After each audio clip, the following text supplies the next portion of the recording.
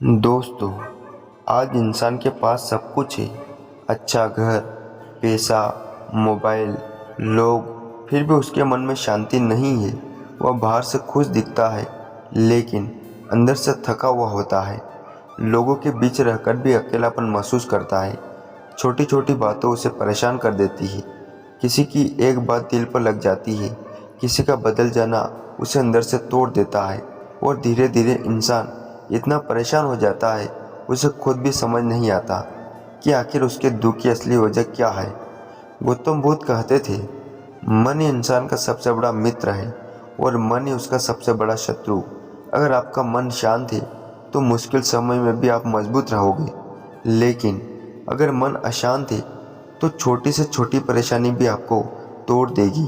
आज ज़्यादातर लोग बाहर की दुनिया को बदलने में लगे हुए हैं, लेकिन अपने मन को संभालना भूल चुके हैं। वे चाहते हैं कि लोग हमेशा उन्हें समझे, हमेशा उनका साथ दे, हमेशा उनकी कदर करे, लेकिन जब ऐसा नहीं होता तब दुख शुरू हो जाता है।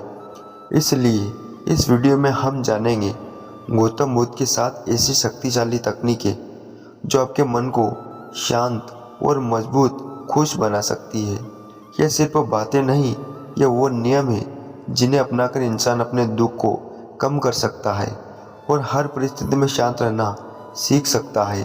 अगर आपका मन हर समय परेशान रहता है, अगर आप जल्दी दुखी हो जाते हो, अगर लोगों की बातें आपको अंदर तक प्रभावित करती है, तो इस वीडियो को अंत तक ज़रूर देखना, क्योंकि हो सकता है आज के बाद आपकी ज़िंदगी को देखने का तरीका बदल जाए।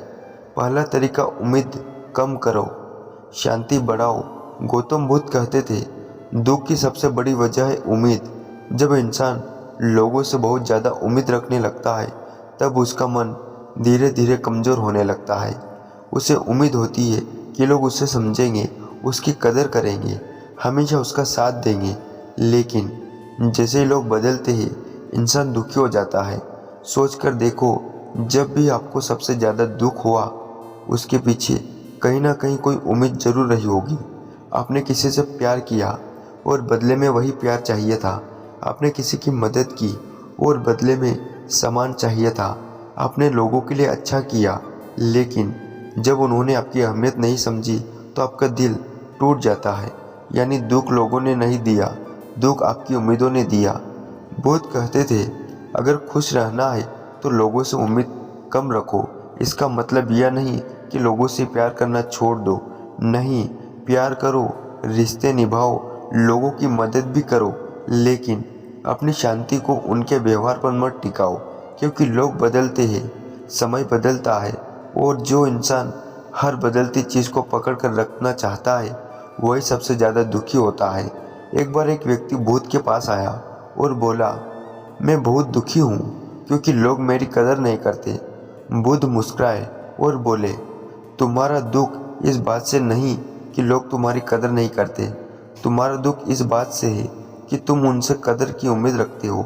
यह सुनकर वह व्यक्ति शांत हो गया, क्योंकि पहली बार उसे समझ आया कि दुख बाहर नहीं, उसके अपने मन में था।